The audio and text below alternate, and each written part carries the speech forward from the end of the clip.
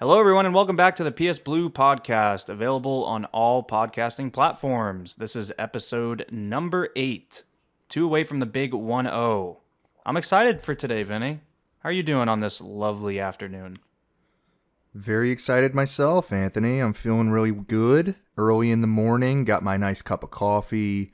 A lot of interesting stuff we have to talk about, that's for sure. And how about you? How you doing?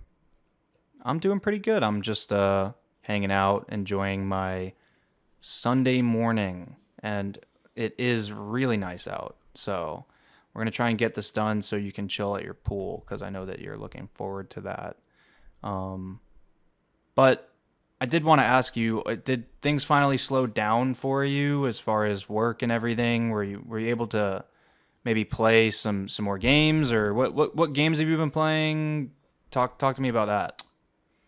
Sure. Things have opened up on my schedule a little bit, so I've been able to play a little bit more, or actually a lot more than I was the previous week. And I've been playing Prey. I played the opening sequence, which is for your consideration, which we'll discuss next week. I probably played about 4 hours of that game, but I'm also still playing Cuphead, and that game's so hard. It is taking me so long to beat it. I'm like 16, 17 hours into Cuphead. I feel like, it kind of shows you the percentage of where you're at within the campaign. I'm at like 70%, so I still got another 5 or so hours. A lot of that's just, kind of getting stuck on bosses, so that's probably what's taking me so long. But I'm looking forward to the DLC that just came out, and I'm probably going to hop right on that as soon as I'm done with Cuphead, because I really am enjoying it a lot. It's just... man, it's so friggin' hard, and it's really so difficult. have you played Cuphead before, or is this like a new foray for you? I had played it when it originally came out. That was when the game came out on PlayStation. I'd played it a little bit, and I didn't really see what... I felt like it was just excruciatingly difficult. I wasn't really in the mood for it, I guess. I purchased it, and it was just something I wasn't craving, and very randomly recently. So I probably played about, I'd say, 4 of the bosses originally. Then recently, I've kind of restarted the whole campaign and going from that point on. And it's really good. It's an awesome game. It's just so hard. It's brutal. It is brutal. I think the last boss that I got to was that cupcake boss. Do you remember that one? I think I beat it. That's in... Mm-hmm. Was I far or not really? Yeah, that was the second world, kind of like the opening sequence of the second world. There's like a... Yeah, like a cupcake, and it's a bunch of different foods, like like a chocolate bar. I think it's like all different candies that you're facing. I mean, that's probably 25% done with the campaign. So are you kidding? You still had a lot to go. Yeah, that's like still the opening sequence of the game. It gets... wow. And it only gets more and more brutal as you play through it. It gets worse and worse. These bosses are so hard, but I'm trying to stick with it as hard as I can, and I just kind of want to prove it to myself at this point. I feel like I've just gone too far to stop. I'm like so close to the finish line that I just got to see it through. What about you? What are you playing? Just Death Stranding, wrapping that up. I didn't beat it because we don't beat games anymore on this channel, apparently. Yeah. No, it's you in the for your consideration. The goal was for me to play it, not to actually beat it. And I actually went into it thinking I was gonna beat it after playing it for a few hours, but this actually ended up being a busy week for me, and I didn't really get to it. So I'm just honestly, I've been playing so many games on PlayStation Plus, and I'm not settling on anything. I just keep bouncing from game to game to game to game. I said this last week, but it's still true. But my palate's clear for whatever you got for me next recommendation. So make it count, Vinny. No, I will. No question. Today's topics include Forspoken, God of War, Hitman 3, and as we just said, a Death Stranding review discussion. But first, the quote of the week. Vinny, why don't you tell us about the quote you found from last week's episode? That's right, Anthony. Back-to-back weeks, you are the winner of our quote of the week. And this I'm on a was roll. with our, you're on a roll. This was actually funny enough when we were talking about that Skate 2 video that came out, the developer video, the kind of the behind the scenes. Anthony said last week, quote, "When we see behind the scenes coming to video games, it's just part of that evolution of video games becoming the next medium. It's not just hardcore gamers playing video games anymore. It's the entire world. And advancements like this, behind the scenes videos where hundreds of thousands of people are getting excited for it, just prove that even further." End quote. Anthony, very well told. I agree with your sentiment here. You have anything you want to add? Any thoughts on that? Yeah, I'll just reiterate. I think you see that in movies a lot when people are trying to promote films and TV shows, and it's something that's coming to video games now, and I like to see it a lot. The more behind the scenes stuff we get, the better. And I think why you're starting to see it more now is because games are more complex than they were in the past. Not that there wasn't a lot of work involved. It's just there's way more moving parts, especially when you get to like the AAA space. So you take a game like Skate 4 and it's a passion project, and it's very clear to see they've been working hard on this one. And I love to see this behind the scenes stuff. It's really cool to me. But yeah, I appreciate the back-to-back honors. And you said Skate 2 for some reason, which we were talking about the game off the air and you kept saying Skate 2. I don't know why you're saying Skate 2. Maybe you have like a secret craving for Skate 2. I think that's what it is. I think I just want to play a skate game, and I'm associating this with just a sequel to the original. I don't know why I'm doing that, because it's called just Skate, right? This is just called Skate. So it's the original, right? I don't know. Have they announced an official name for it? I'm assuming it's I don't Skate. know. I just around the internet it's being called Skate 4. So, but whatever. Okay. Wanted to correct you because we have integrity on this podcast, okay? Yes. No, I'm just kidding. We like to be right. So this is crazy, Vinny. The developers over at Luminous Productions listened to us. We posted a video, and the following day, the Forspoken official Twitter announces this, quote, "As a result of ongoing discussions with key partners, we have made the strategic decision to move the launch date of Forspoken to January 24th, 2023. All game elements are now complete and development is in its final polishing phase. We would like to thank you for your continued support and patience on this journey. Your excitement for the game inspires us every day, and we cannot wait to share more about Forspoken with you later this summer." End quote. Now, I'm not going to say that we had a direct impact on this when we sort of talked about Forspoken and I posted that clip, but we know that Luminous Productions is watching the PSBlue podcast and associated clips, and we know that they were maybe a little bit discouraged by what we said, but we mean it with love, okay? Luminous, we mean it with love. That's right, Anthony. It's I'm willing to go to that point of I think last week our quote of the week was regarding you and Forspoken and the string cheese coming off of the character and the ugly, just horrible, just the way that game looked unpolished. I think it resonated internally at Square, because let's be honest, they listen to our podcast. We know that Square listens to this podcast. We're huge Square fans.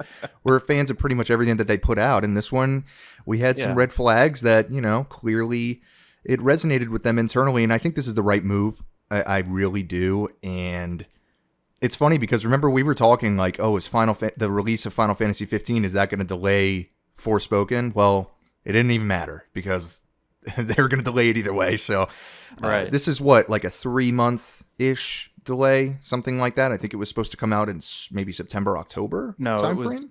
So it was supposed to come out in October. I think on the podcast, I said the 22nd. So quick correction there. It was supposed to come out October the 12th, I believe was the date. Okay. So it got delayed roughly 3 months. Yeah. Yeah, roughly 3 months, which I think is a good sizable chunk of time for them to address some of our concerns. I'm going to be interested, though, to see if that string cheese, that's going to be really how we can tell that they're listening to our podcast, is if that string cheese shade is coming off the character when she jumps. So we're going to be going through this thing with a microscope when this game comes out to see if they got rid of it or fixed it or upgraded it. That's how we're going to tell. That's going to be the, that's going to be it. Yeah. If they advertise the type of cheese that is coming off of her arms in any way, shape, or form, we know they're subscribers. Yeah, exactly. But I do think this is the right move. I think we're both in agreement. I know you were originally excited, then you kind of, got a little bit less excited from the gameplay trailer that recently came out, and I think we're both in agreement here. I think this is the right move. I think this game has the chance to be great. It just looked like it needed a little bit more time in the oven, and 3 months I hope is enough for them to, course correct a little bit here, but it's not a lot of time, but it's a good amount of time for them to kind of make certain, polish up the game a little bit. So I think it's the right move. I'm never really upset about, you get upset about delays, but there are certain games that you're like, okay, like this game, it probably needed it, and so we just got to wait a little bit longer. Right. I mean, you said it perfectly. We got to wait a little bit longer, and I will wait as long as it takes to make this game right. Moving on. So our next topic is Lord of the Rings Gollum. Now, this gameplay reveal trailer came out on July the 7th, and oh boy, does it look like something. Now, this game was on my radar. It wasn't really on my radar, I should say. I knew of it. And it graphically, it looks pretty impressive. I will say that. However, Gollum himself, they got to work on that character model. It does not it does not look good, especially from the front. When you see him from the front, it is. I mean, man, we're like sort of crapping on games a lot the last couple episodes, but listen, we gotta call a spade a spade. Vinny, what do you think about this? Talk to me about the gameplay reveal trailer for Gollum. Listen, we're going to be honest on this podcast. We're going to call it like we see it. And what stood out to you is the exact same thing that stood out to me. I think that graphically, from a setting standpoint, it looks good. I don't think it looks amazing. This doesn't look like a next-gen game. I'm of the assumption that I think this is coming to PlayStation 4, Xbox One, the kind of the older gen consoles. And this doesn't really look next-gen to me at all. It looks fine, but man, you would think that they would really emphasize, or at least, and they may have put a lot of time into the Gollum character model. He looks awful. I'm going to go to that extent. And I know it sounds like you said, that we're just crapping on games all the time, but I refuse to believe anybody's going to watch this trailer and say, man, that Gollum character model, he looks great. Yeah, there's no way. There's no possible way. There's actually a scene from this, and he has like this bowl haircut that looks really weird and bizarre. Like, I know that that's his hairstyle. I get it. But the hair looks awful. It doesn't look like hair. Yeah. It looks like plastic almost. Like, it looks very stiff. Like, it doesn't kind of like, it just doesn't look like hair. It's a terrible character model. And I'll be honest with you, man. I'm not the biggest Lord of the Rings fan. I don't know about you and your background with those movies. I mean, I think they're good movies, but yeah, I'm kind of meh on them, and I understand that those have such a passionate fan base, and I'm sure people were really and are really looking forward to this. This seems really niche to me for a Lord of the Rings game. Kind of bizarre that this is the game that they're going with. A stealth game with Gollum. I'm not too big into stealth games. I never have been. I like and I enjoy stealth segments of certain games, like, Uncharted 2 or Uncharted would have some stealth segments, and a lot of games have those segments that are interesting. They're kind of, a change of pace. But to have a game that's just purely stealth doesn't really resonate with me. It's not something that I'm personally interested in playing. I mean, gameplay wise, it looks fine. I don't think this is going to blow anybody away. I'd be pretty surprised if it came out and this game's getting 10s and everybody's, ooh and just going crazy about this game. I'd be shocked. But what do you think? Do you think this is niche like I do? It just seems really a bizarre game to release in general. A Gollum game? I mean, Yeah. it's been in the works for a while. I know that. I know that I've seen uh you know, text not coverage like video coverage, but I've seen text coverage of this game quite a bit, and it does have a following. Um, and it has had a pretty, passionate following. I don't know if it's as niche as I don't know that I agree that it's super niche because I think Lord of the Rings is a super huge franchise. Maybe it's a little more niche than Shadow of Mordor, you know, or what is it? Middle Earth, Shadow of Mordor. Yeah, Middle Earth, Shadow of War. Those games did phenomenal numbers, like they did. People love those games. They were a more refined Assassin's Creed game at the time, combined with Batman Arkham Combat. Like that was awesome. But why not just give us a Lord of the Rings game that follows the main book story?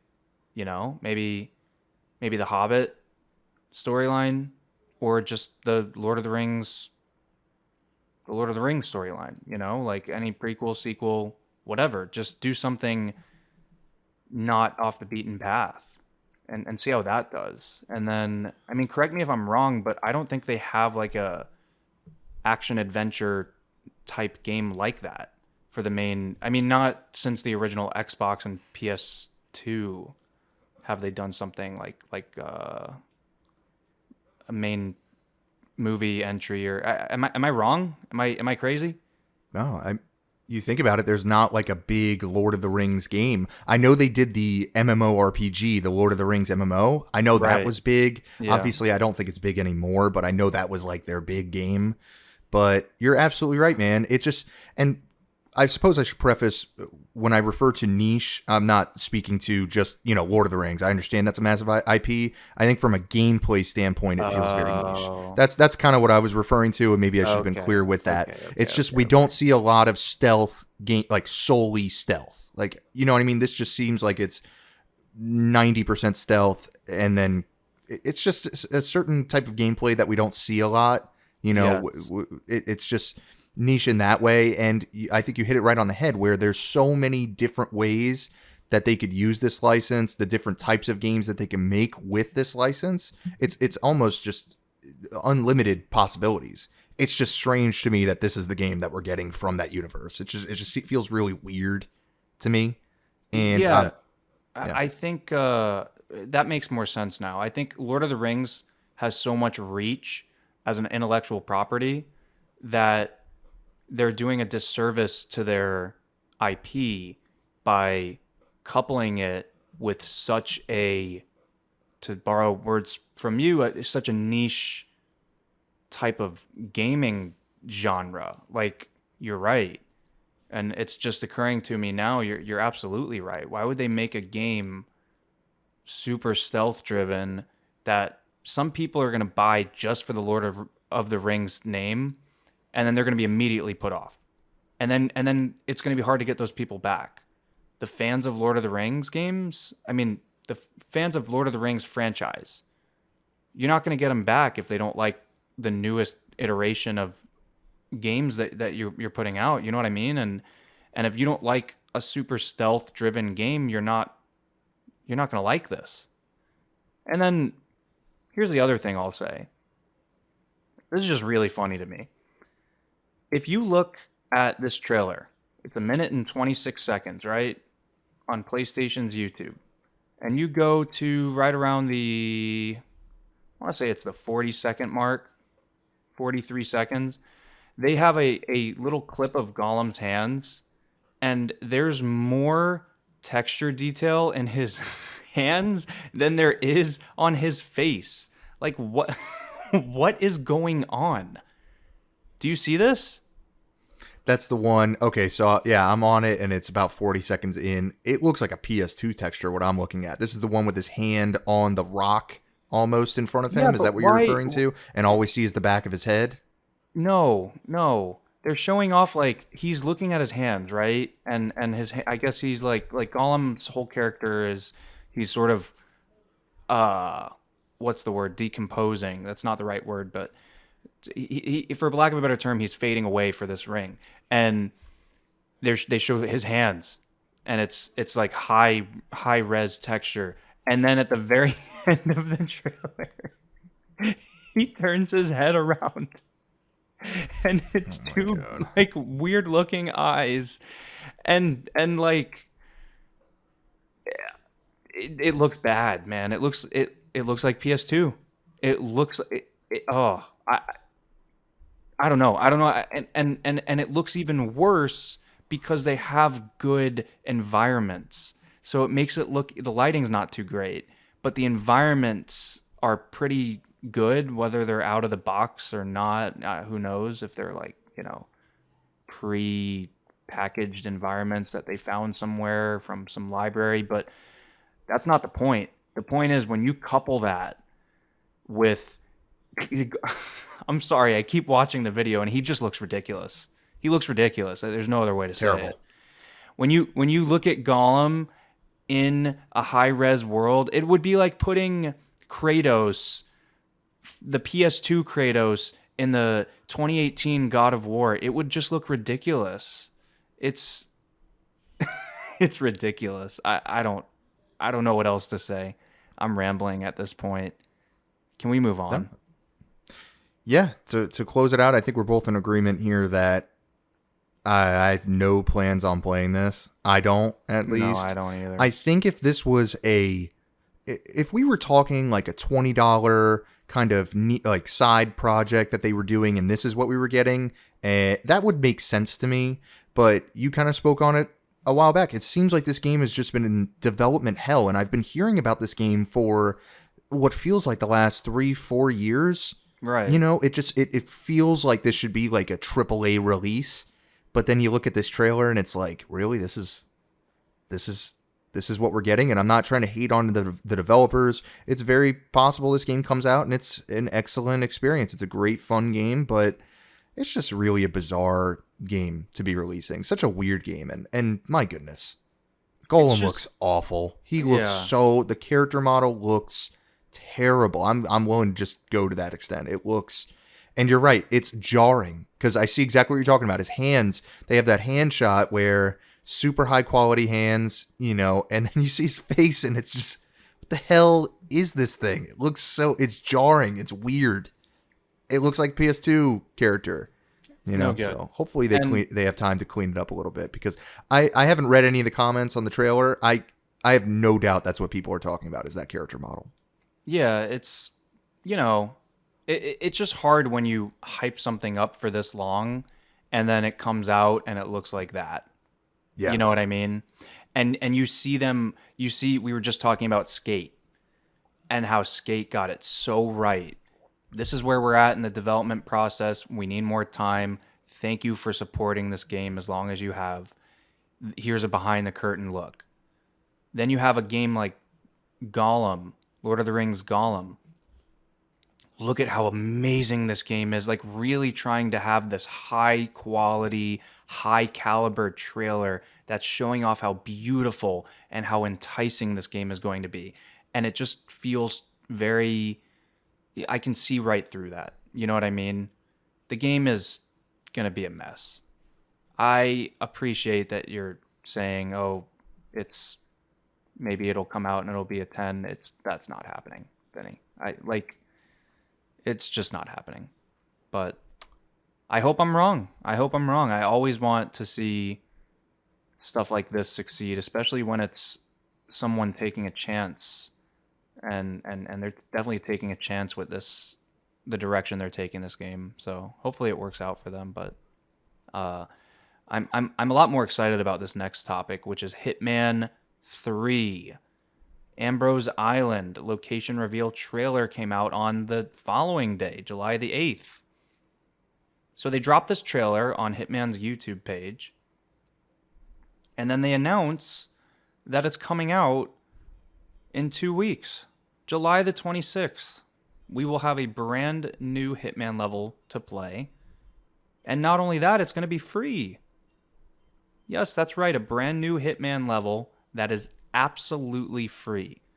This is so big for me because Hitman 3 is by far the best of the three reboots, and every level in Hitman 3 is so detailed and just so beautifully done. So the fact that they're the fact that they're giving it away for free is huge. The fact that they're still working on this game is huge, because they have IO has the James Bond game that they're pursuing right now, and I really thought that was it for Hitman. You know, they have the contracts and escalations, and there's a lot of stuff going on in the Hitman sort of sphere, but I thought they were slowing down, and it looks like they're just getting started, because this is, to my knowledge, the first full-fledged location for Hitman 3. And Vinny, I really need you to play. This is not me giving you a for your consideration or anything, but I need you to play Hitman more, because it took me several tries to get into it, but it is so worth it. And the PS5 version is just so good. It's so good. Is this getting you excited to get back into it, or what? I think it is. This looks really interesting. I think this is a cool concept. I think so. My background with Hitman 3 is I bought it when it came out. This was a pretty early PlayStation 5 release. This was kind of one of the first, not necessarily next gen, but it was one of the first kind of new games on the PlayStation 5 platform. So I bought it, and it was awesome. I played probably around, I'd say about 7 to maybe 8 hours of it. So I didn't get through all of the levels. I replayed a few of them. The mansion level in particular was outstanding. One of the coolest, probably the coolest one in my opinion. But I don't know what it was, man. I kind of wanted this game to grab me a little bit more than it actually did. We kind of spoke about this a little bit in one of our previous episodes. I know I've had to have brought it up at some point, but typically I'm not a fan of there's 1,000 different ways to approach one thing. I like a more linear pathway. I don't know why. That's kind of the way that I tend to like. Those are kind of the games that I tend to like. I'm a huge Call of Duty single player campaign guy.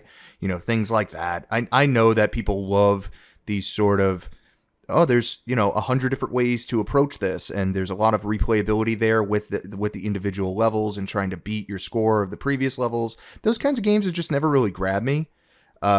But I don't want to sound like I'm hating on this game, because I think it's outstanding. I think from what I played, I really liked what I played. I think this level looks awesome for Hitman fans. I mean, like you said, my mind went to, I know they're working on a James Bond game, which I cannot wait to play. I think that's good. That's a match made in heaven, in my opinion, from a license and developer standpoint. And I was surprised. I was kind of looking like, when did Hitman 3 come out? It was like a year ago. So I was a little surprised that now is the time that they're starting to release DLC. Just a bit of an odd kind of time frame there, but it's awesome. I'm happy that they're doing this. Kind of caught me a little bit off guard as well, where, yeah, maybe I'll go back and play Hitman 3, because this looks like a ton of fun. It's a game that I never beat, and that I really liked what I played. It's just that sort of gameplay usually doesn't resonate with me, but yeah, this looks like a ton of fun. This looks like something that I might actually go re-download and play. This comes out in a few weeks and totally free, which also is awesome. If this was paid DLC, I wouldn't even be interested. So right. I'm happy that they're doing it. I'm very happy with that.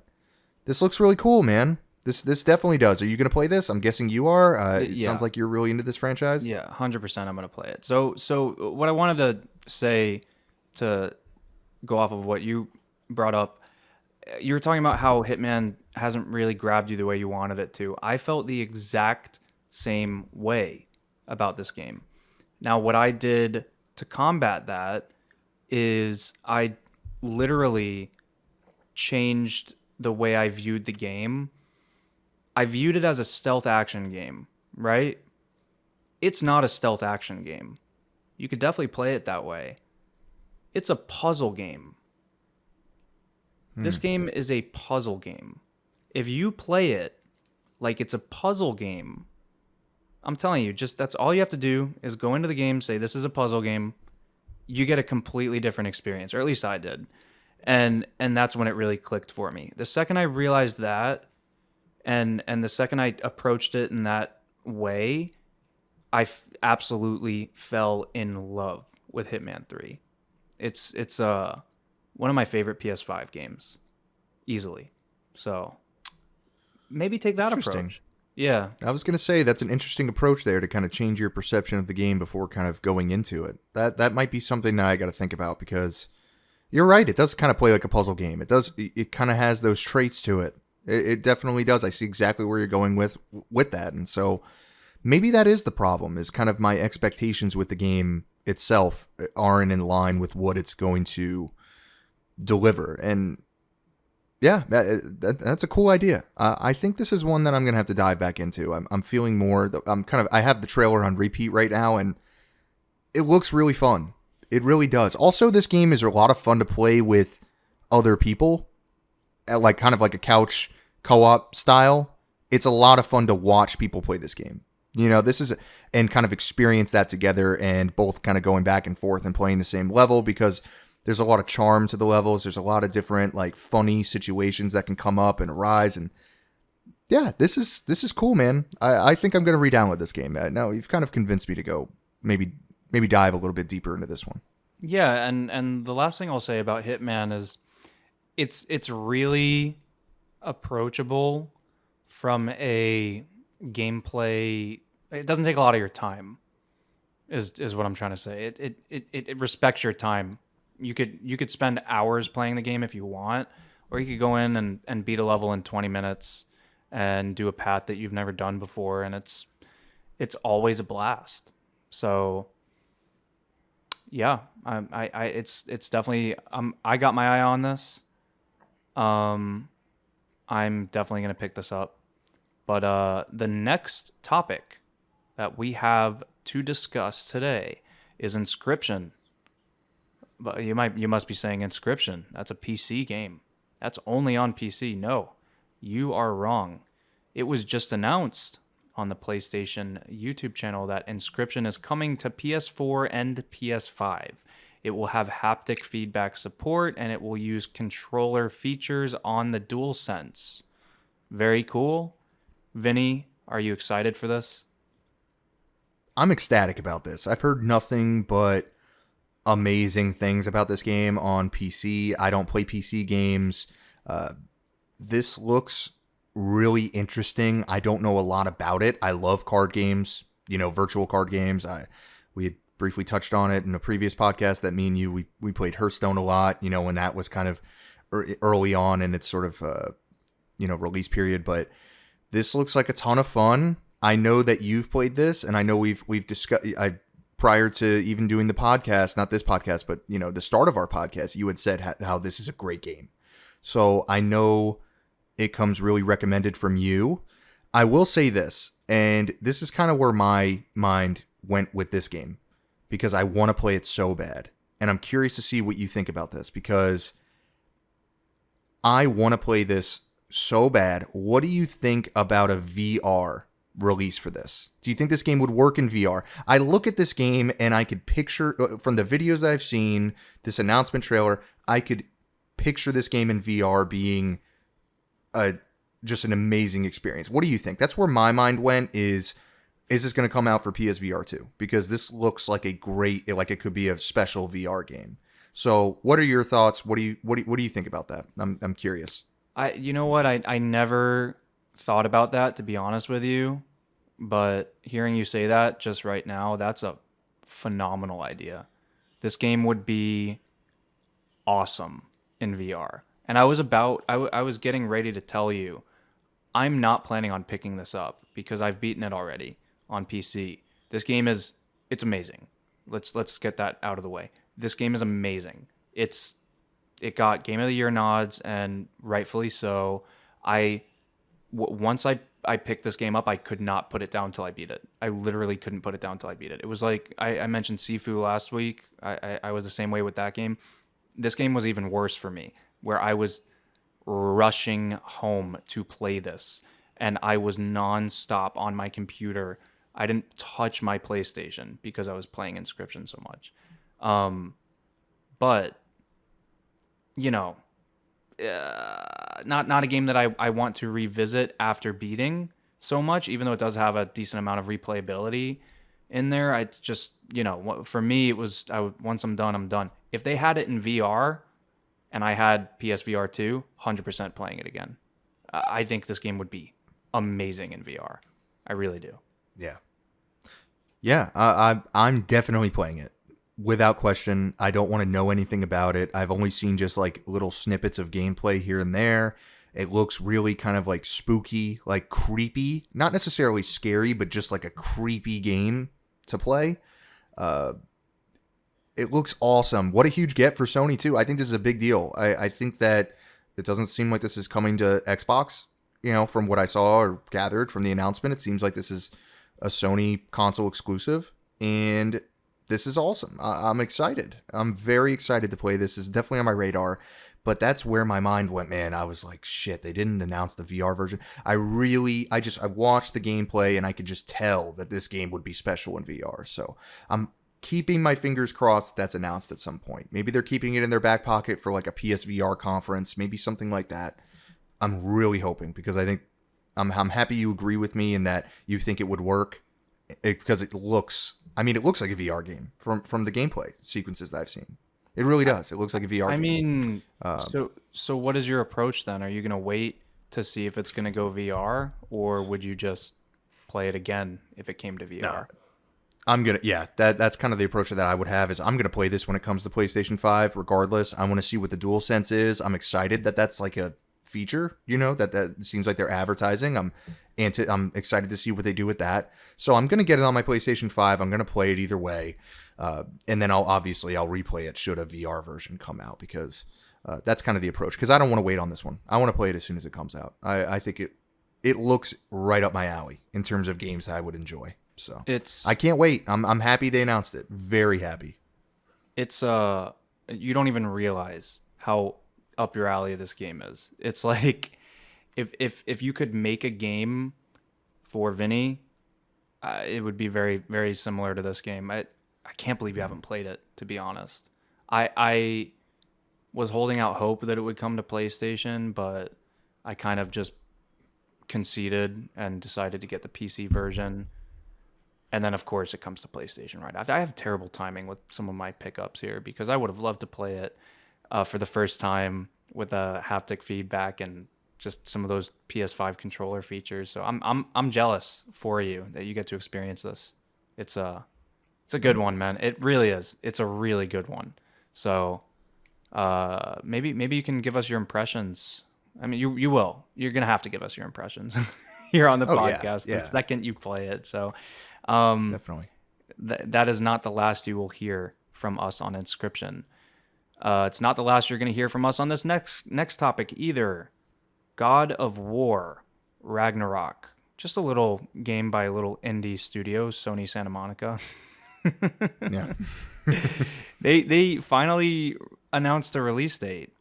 Now, I don't know if a release date means anything anymore other than the intention that the developer has to be close to finished with the game by the intended release date, because let's be honest, delays are more common now than they have ever been.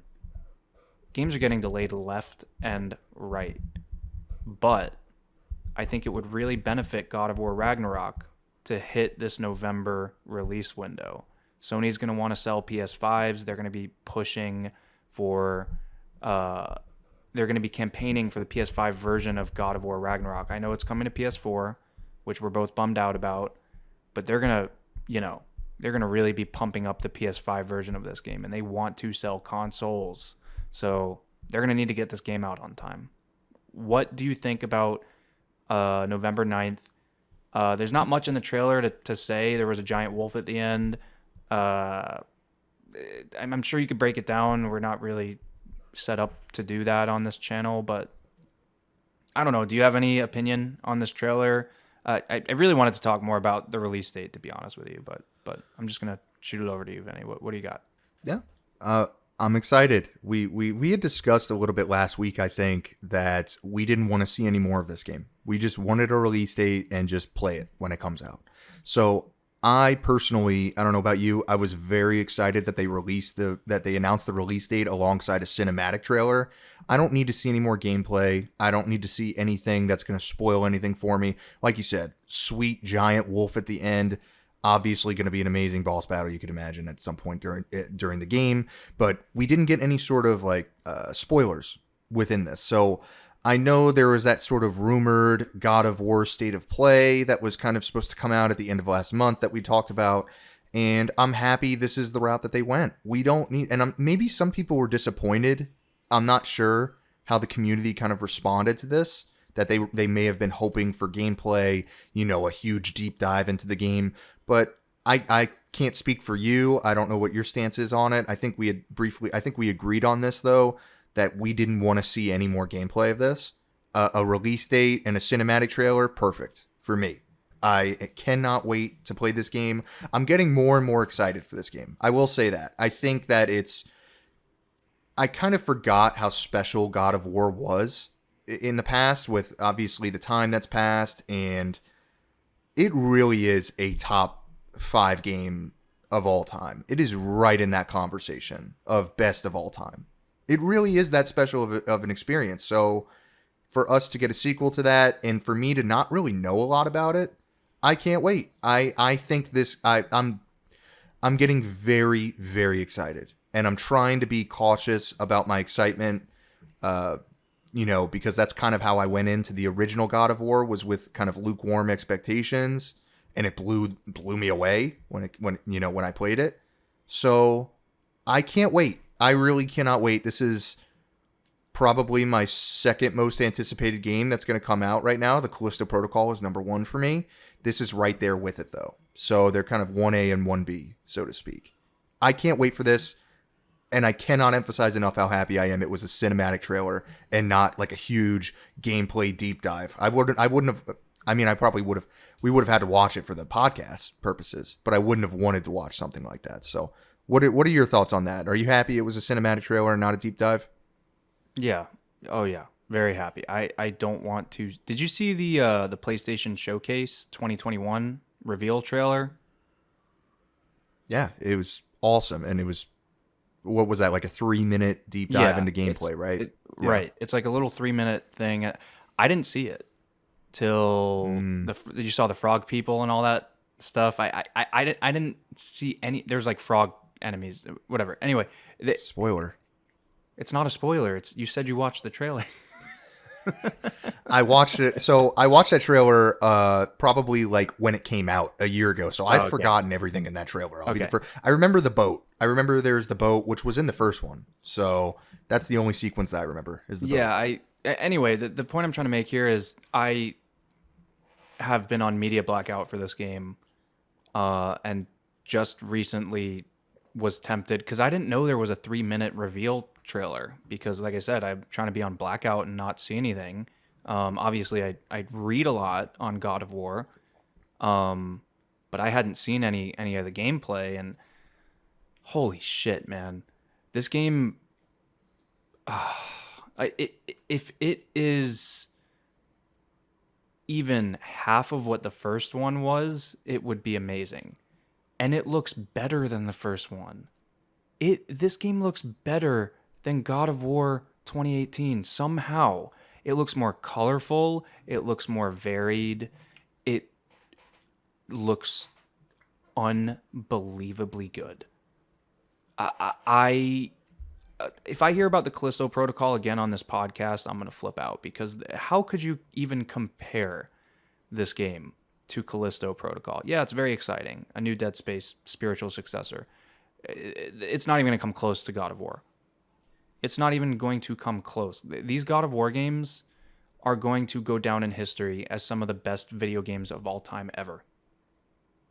Not of the year, not of the generation, of ever. They are catapulting video games into a new form, not a new form, but a more widely accepted form of entertainment and storytelling. This game tells a story. That is why God of War Ragnarok is such a massive game. Video games are not just for the hardcore anymore, Vinny. Video games are for storytellers. And Cory Barlog is one hell of a storyteller. This game is, it's going to be good. It's I'm going to try and temper my expectations as much as I can, but it's I had zero expectations for God of War 2018, kind of like you, but man, they're through the roof for this game. So I can't wait, and I'm not even processing the November release date. I'm gonna just, hold my breath on that one. When the game comes out, I will play it. You know, that's that's the approach that I'm taking. Like I said, games are getting delayed so much nowadays. It's none of that stuff is written in stone. It's hard to really project when the game's going to come out, even when they have a date. So I don't know, man. Do you have anything else on this topic? I could talk all day about God of War. I really could. So I'll just stop it right there. I was going to say that just to wrap it up, but I think because it seems like this is a theme in our podcast, but I think me and you are going to be doing backflips when they go gold. I think that's when we're going to start getting truly excited. Because like you said, delays are just so frequent right now. It's with everything, with what's going on in the world, it's commonplace for these games to get delayed. So when they announce that this game's gone gold, Anthony and I are going to be doing some backflips. So I can't wait, though. I really can't. Yeah, I mean, I hate to be negative, but what does going gold even mean anymore? Look at Cyberpunk. That game went gold and didn't actually come out for a year following its release. So really? Oh yeah. I'm saying, well, I don't think we have any concerns about this being an unfinished game. No, I don't think that there's any of those concerns here. This is Sony's gem. This game will not come out till it's ready. Because this game has that much staying power. It doesn't, like I said, they want to sell consoles. They want to hit that holiday release window, but they don't have to. They could release God of War Ragnarok on Christmas Day, and it would do great numbers. You know what I mean? It doesn't matter. It doesn't matter. This game's gonna sell amazingly. So can't wait, man. I really can't wait. I'm going to cut the conversation right here because I'm getting anxious that we still have months and months to wait for this. So I'm just going to stop. This is a funny topic. This is a really good one, man.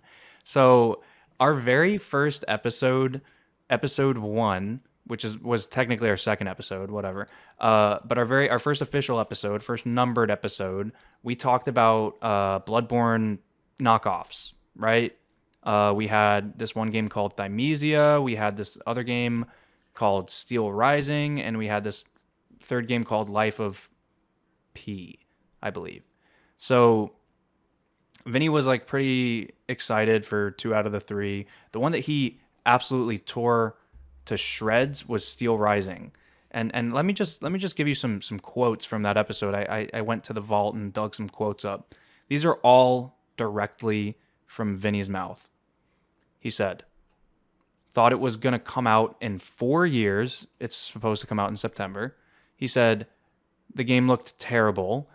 He said, this looks really bad. I have no want to play this game. He said, it looks like it doesn't run very well. He said, it looks very stiff. He said, Steel Rising is a terrible name for a game. He said he has no desire to fight robots. He said fighting robots is blah and not very exciting. It did not look good whatsoever. I do not plan on picking this one up. That's for sure. Vinny, let me give you a chance to defend yourself there. And Steel Rising just released a new trailer. It looks a little bit different. And I'm going to toss it to you and let you defend yourself for some of these comments that you made regarding Steel Rising. Man, really putting me on the spot here with those receipts. I'll start off by saying this. I firmly stand by what I said about this game's name. That's for damn sure.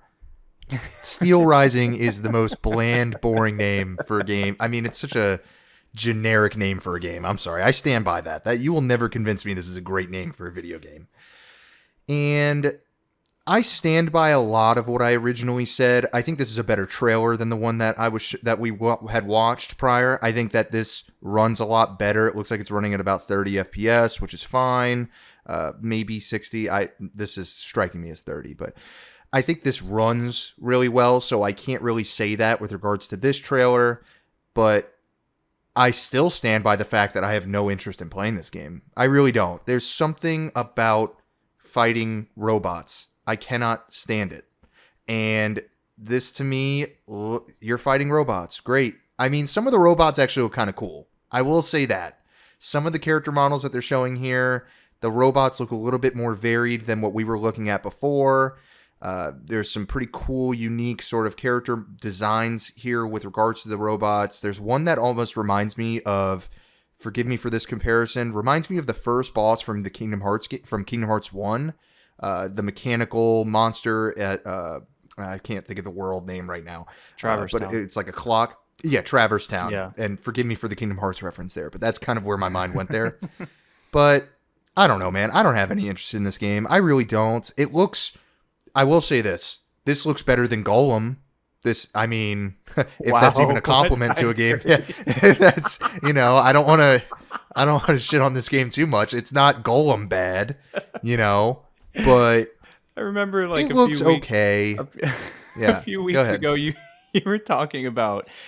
I said NHL hockey is such a fun sport. Something, whatever it was, you said they should put it on like a trailer for the game. They need to put your quote on a trailer for Steel Rising. Steel Rising. It looks better than Gollum. It does. I mean, that's the biggest compliment I can give this game. What about Sonic Frontier? I'm trying to be nice. I'm not trying to be mean. Where does it stack This looks up? better than Sonic Frontier. Looks better than Sonic Frontiers and Gollum. Yippee. Wow. Like that's not really, that doesn't say anything. That's every game. So this looks okay. I'm still in the camp of I have no interest in playing this.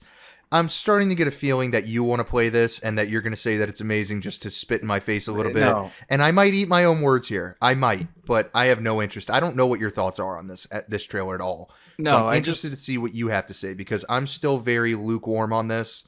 I don't know if I'm shitting on it as much as I was originally. Looks like it's running a little better. I like some of the character models, but meh. This looks okay. This looks all right. So I'll start by saying this.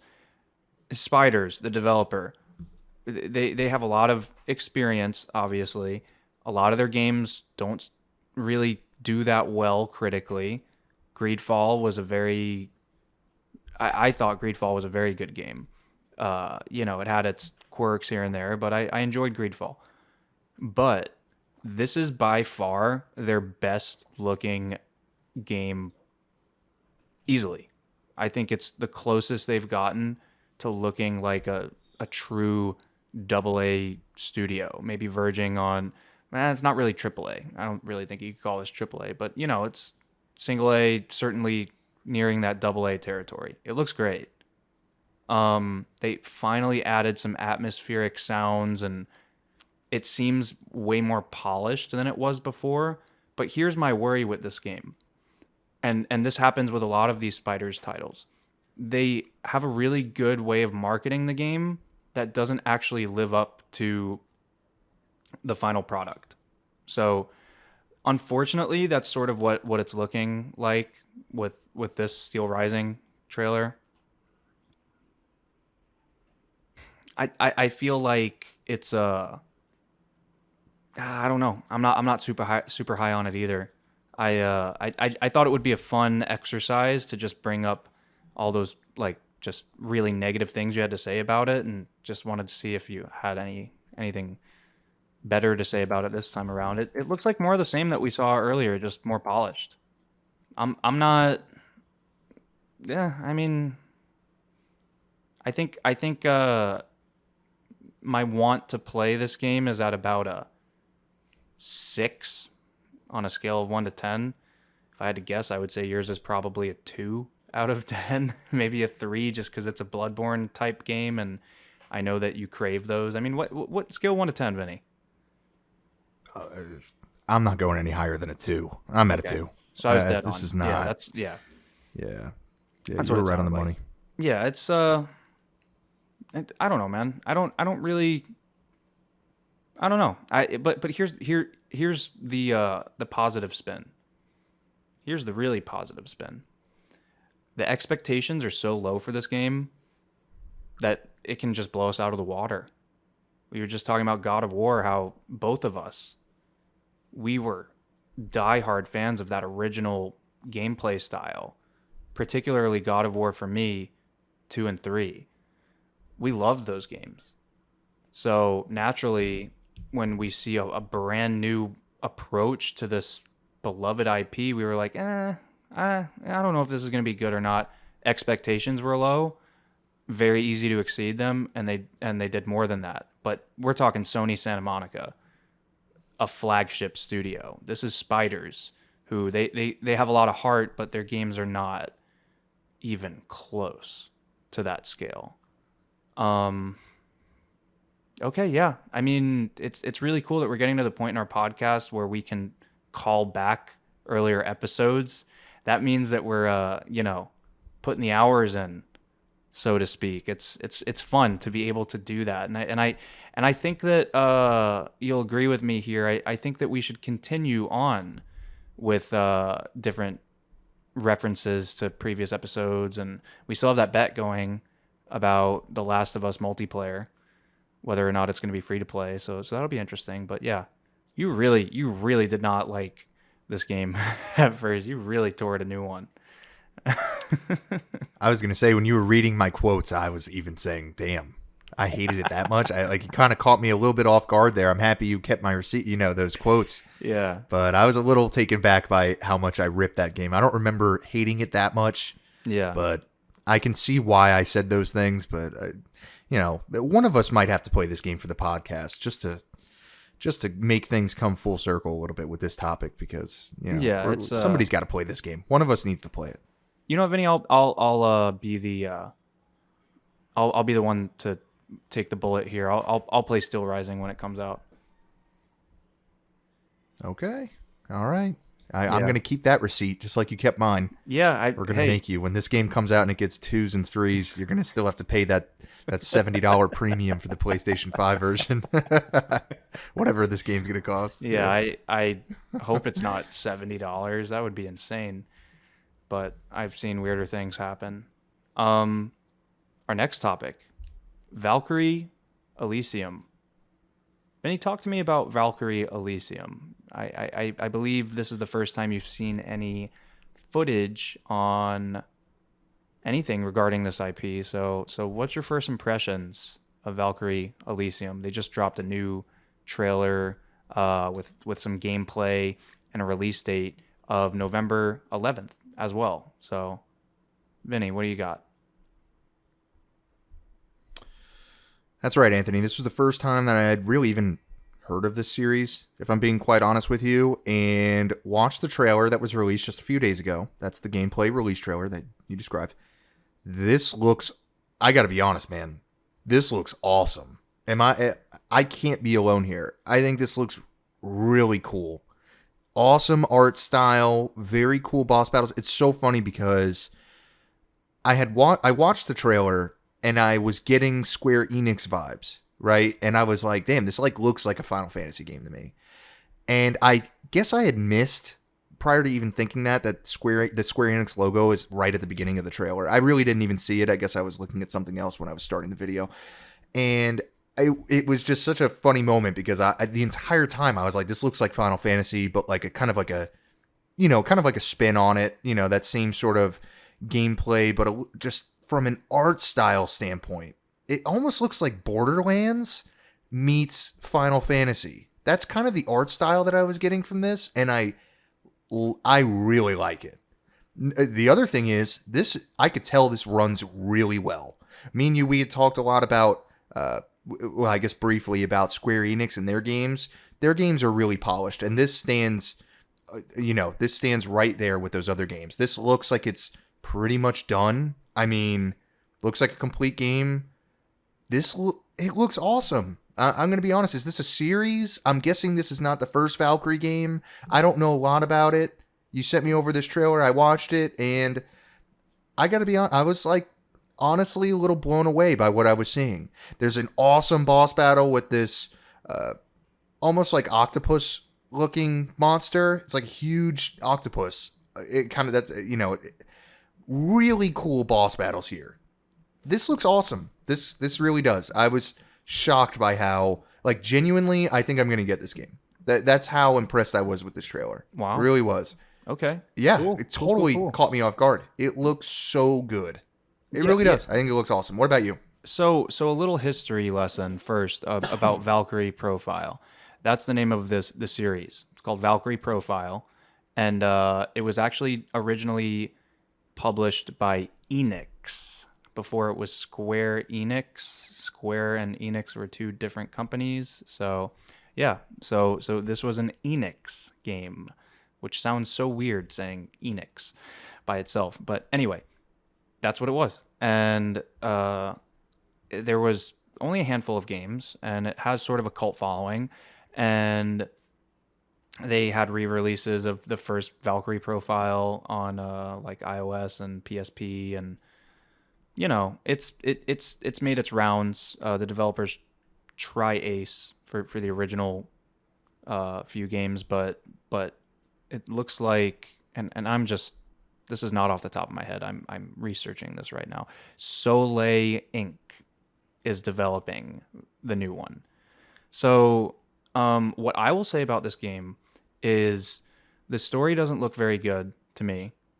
So that's kind of a red flag for me with an action RPG. Now for me, gameplay is more important than story necessarily, but it looks a little tropey, and it looks a little, kind of cliche, if you will. But the gameplay looks, I agree with you, very smooth, very fast. And the only thing that gets me a little bit is I played Tales of Arise recently.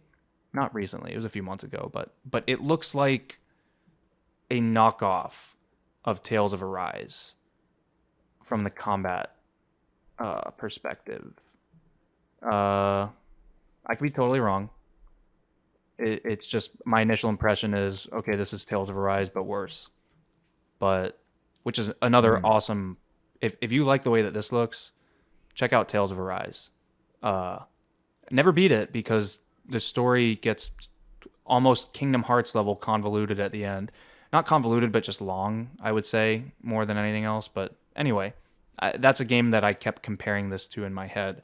And, just doing some surface level research on comments and perception of this game, people are way happier with this trailer than they were with the last trailer that came out for this game. It's not turn-based, which apparently it had some sort of turn-based system, the original game. So some people like it, the new direction, some people don't. But I think that everyone will agree that they're trying to reach a wider audience with this action RPG gameplay. So this might be an IP that Square is determined to bring back from the dead. And for me, there's nothing wrong with that. I hope this game does well, and it's a nice surprise that this is, dude, we have so much to play in this action JRPG genre in the next few months. Like, so much to play. Talk to me about that a little more. Yeah. I was going to say, yeah, I'm a little fearful that some of those games are going to kind of slip past me personally, because we talked a lot in previous podcasts, as you kind of age and, your time becomes more valuable. It's a lot more difficult to dive or do deep dives into these games that take 40, 60 hours to beat, sometimes 100 hours. It's a lot more difficult to find that time. But this, to me, like you said, if they're bringing this franchise back from the dead to grab a new audience, it got my attention. It definitely did. It looks like a ton of fun. I've never played Tales of Arise before, so my mind didn't go to, this is some knockoff. I had never even heard of that game before you even, had brought it up here. And perhaps I'll look into that game and, see what my feelings are after seeing that game a little bit. But you're absolutely right, because we have that Final Fantasy VII game. What is it? Recore? That's coming out, which I wanted to check out. What? Crisis Core Reunion. And I was actually Yes. about to bring that up. I'm gonna play that, and that comes out in the winter. I'm for sure playing that. So they're gonna need to do some strategic release date window maneuvering here because it's a good problem to have, but they have a lot of big games coming out. This game is on a smaller scale, of course, because it's not Final Fantasy VII brand, but it's I would still this is coming out November 11th, so that's already been established. Like I said, release dates are oh, I'm sorry. I'm sorry. Quick correction, guys. This game comes out on September 29th on PlayStation 4 and PlayStation 5. I was looking at a GameSpot trailer. I'm not throwing GameSpot under the bus. This was definitely my fault. I just saw one date. It comes to PC on Steam November 11th. So that's a whole different ball game. That's 2 months from now. Well, 2.5 months from now. So that's a little bit different. So September 29th, PS4, PS5. I don't understand why Square Enix is not owned by Sony yet. Like, they get all the games early. They get either timed release window exclusivity or complete exclusivity. Just make that move already. I'm sorry, but total side note. Yeah. But I think I cut you off. You were saying something. No, I was just going to completely agree. It seems like that's a match made in heaven. And it seems like it almost feels like Square is owned by Sony at this point, based on the exclusives, the new Final Fantasy game that comes out next year. What is that, 16? That's a PS5 exclusive. And given that, not to talk too much about this, but, given the acquisitions that Microsoft's been making, Sony is going to need to, they need to make some of their own to keep up with competition here, because I'm sure, almost positive, that Microsoft wants Square. You can only imagine that they've made offers. My assumption is Square, being a Japanese studio, does not want to be owned by Microsoft, because just given that sort of geographical proximity there, they don't, a lot of those companies don't want to be owned by Microsoft. So it's a match made in heaven, in my opinion. So I think it's going to happen sooner than later. I firmly believe that, just given the, these sort of partnership deals that they've been doing constantly. Like you said, Yeah. it makes too much sense for Sony to just go out and make this acquisition happen. I hope they do. Not to say that I don't want these games coming on Xbox, but it just makes too much sense for Sony, because the games that Square release, particularly lately, I mean, special experiences, and it makes too much sense. I hope that they do it. It's just awkward because, like, I feel like Square games are almost pseudo PlayStation games. You know what? Pseudo PlayStation Studios games, I should say. It feels like when I'm playing Final Fantasy VII Remake, dude, that feels like it's a PlayStation game through and through, but it's not.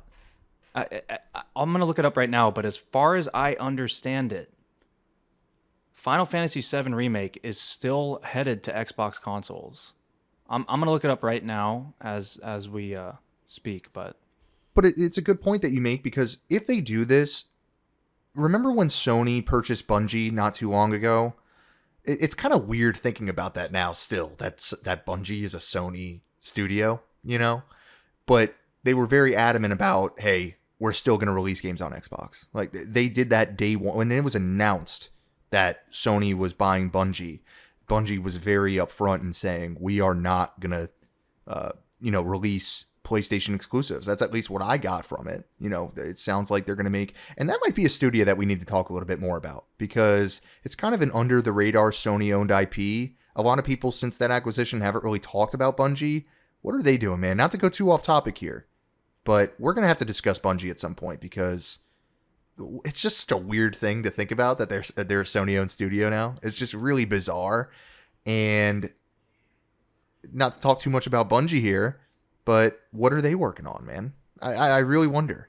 I'm very curious. So Bungie, as far as I understand it, they're not really going to make any exclusives for PlayStation. At least that's what we've heard based on news stories. But, never say never. I think it's either way, it's big for Sony. But we're gonna have to do a deeper dive on that when we have less on our plate, because we got a lot here. And I'm sorry, I kind of started this whole rabbit hole, but really quickly, just because I said I would, I looked it up, and I don't think that it's confirmed that 7 Remake is not coming to Xbox, but it's still not on Xbox.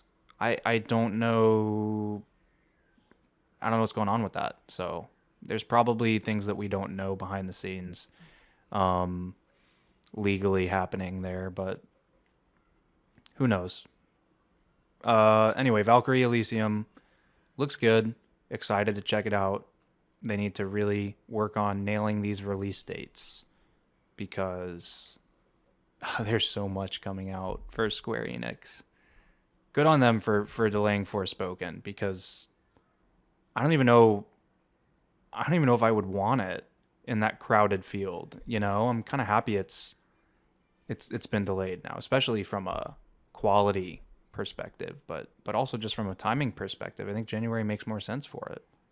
Okay, so our next topic is Skull and Bones. This is by far my least anticipated point on this episode of the podcast. I don't know, man. I almost got rid of this topic, but you told me, hey, this game's too big to not talk about, and you were absolutely right. I don't really care about pirate ship combat. I just don't. So Vinny, can you guide us through this one, because I don't have much to say. They released a new trailer. It looks fine. It comes out on November 8th. Talk to us about Skull and Bones, Vinny.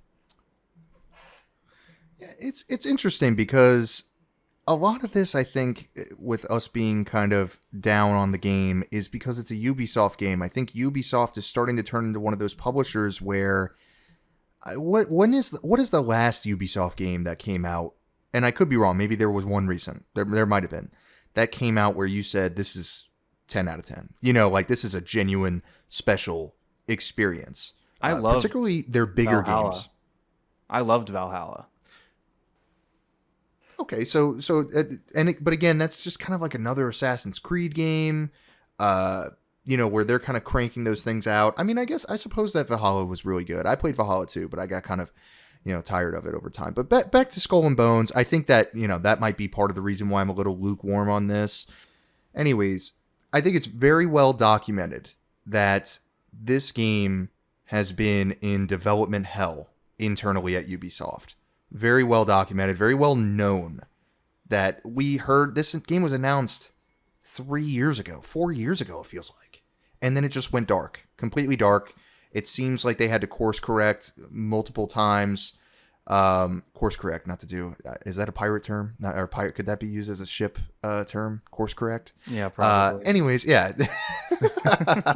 It's probably the stupidest thing I've said on the podcast today. Yeah. Anyways. That wasn't really a pun. How to go back. It was such a reach. I know, right? I know, it was a reach. I know. I had to say it, though. That's where my mind went. Anyways, it just seems like, I don't know, man, that they got to release this game. They've been working on it too long. They have to get rid of it. It almost feels like that way for Skull and Bones at this point, because completely dark. This is the first. I'm happy that this is like a 7.5 minute trailer to actually be very transparent with people what they're going to get.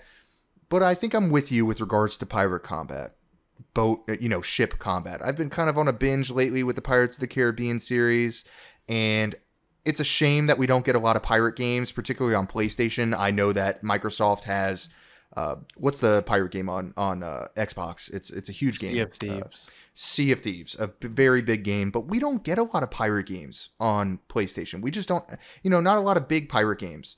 And Assassin's Creed 4, to me, is the best Assassin's Creed game, because that pirate sort of setting, it was so cool. I'm so upset that they haven't done another game in that setting, because it was almost like it was just a match made in heaven. It made too much sense, and it was a lot of fun to kind of have that setting and play as a pirate assassin. I don't know, man. I think I'm with you here. I'm a little lukewarm on this. I think that Ubisoft's just trying to release it to get it the hell out of their, internal hell that this game's been going through. It looks like a complete game, though. It does look like it's finished, but it's like Pirate Combat. Is this going to be worth $70? This is going to be $70. That's I don't think I see that here. yeah. I know there's a market. It is certainly a niche. We don't see games like this. I mean, is there a game like this out there? A ship fighting pirate adventure outside of Sea of Thieves? There really isn't anything out there like this. But we had kind of briefly talked about this previously, and I think you had said that you didn't even really enjoy the ship combat in Assassin's Creed 4. That was some of your least liked segments of that game. Am I right in saying that? Yeah, you're absolutely right. I didn't care for it, and also you're wrong. Odyssey is the best Assassin's Creed game, but we'll save that for another day. It's I don't know. As a matter of fact, I never beat Black Flag because I didn't really care for sailing from place to place. It was sort of boring. The only game that I enjoyed it in was Odyssey because Odyssey had these really, really fleshed out islands, like just ridiculously fleshed out islands that were just so detailed that you could always find something cool when you were sailing around. But it was a part of the game that was used to sort of mix it up. It wasn't the whole premise of the game was to be a pirate pirate captain. You know what I mean? Like it's a mechanic. It's a feature. It's a gimmick. And I hate to use words that like gimmick that have sort of a negative connotation. But I don't think I'm wrong here. I think that, the pirate combat in Assassin's Creed Black Flag, the ship combat in Assassin's Creed Odyssey was used so you didn't feel the repetition of going through all these assassinations, Oh, let's throw in some pirate combat so you feel a little bit better about doing something different for a change because you've been doing the traditional Assassin's Creed stuff for 20 hours straight, But it's not a full game, in my opinion. It's not a full game. One thing that I think that Ubisoft is seeing is the success of Sea of Thieves. Okay, we can do this too. And it's going to be interesting how they price this, but $70, that's insane. $70. And you're right, it is going to be a $70 title. But I think they'll probably put it on their Ubisoft subscription plan too. This will be like the flagship game for that. So I think, I don't know, just a prediction, but I don't even care about talking about this game anymore. I don't know, man. I have nothing, no passion, no wind behind my sails for this topic.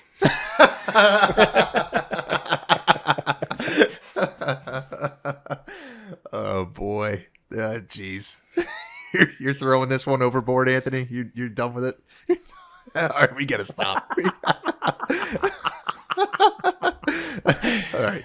Yeah. I do agree though. I think to wrap this one up, when we were playing Assassin's Creed, we never, I never was playing the ship combat and thinking, oh, this would be a great game in and of itself. I never really experienced that, and I completely agree. I think it was there to kind of, avoid any sort of repetition with assassinations or anything like that. It was fun, though. I will say that. I enjoyed it, personally.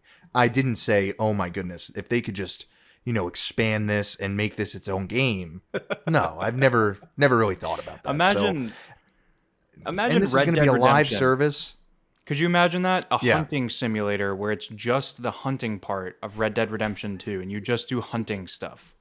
Is this something people are asking for? Is this something we're craving? Because I would rather play that than a boat game. I agree. I agree. It's a good point, though. Yeah, it just seems like, I don't have much else to say about this. I'll be interested to see the reviews that it gets, but you made a very good point that their sort of subscription service at Ubisoft, whatever that's called, it makes sense for them to have a game like this because this is going to be a live service, which we hate those words on this podcast, but it's true. They're going to just update this, and it could be a lot big. It could end up becoming a Sea of Thieves. I could easily see this kind of becoming a Sea of Thieves. I could definitely see that happening.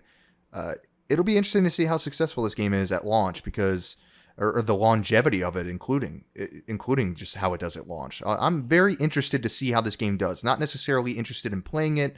I do want to see how it does, though. I'm curious. Yeah, I can agree with you there, I think. I'm cool to move on if you are, though. I don't know.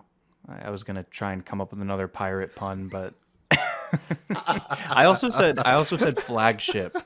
Yeah. I missed that one, but I said flagship title on their subscription service. Okay, so Oh boy. a lot of things got announced, and it's making me think that there was like an underground event that we just didn't know about, and we're just like not in on it because we're not that popular yet. But here's another announcement, man. Sea of Stars announcement trailer. This released on July the 7th as well. This is a turn-based RPG inspired by classics such as Chrono Trigger. They actually have the composer from Chrono Trigger on this game. So this game looks really good. I remember playing games like this as a kid, particularly on, PlayStation 1, also on GBA. You got those. Do you remember the Mario and Luigi RPGs? I don't think I personally played them, but I do play remember those. But it's sort of releasing. similar. I know they were well received. Yeah, turn-based. But I would say the number one comparison that this game is obviously inspired by and that people are gonna keep making is Chrono Trigger. And Chrono Trigger is a game that I've played. I've poured so many hours into that game. It's a 10. It's one of the best RPGs ever made.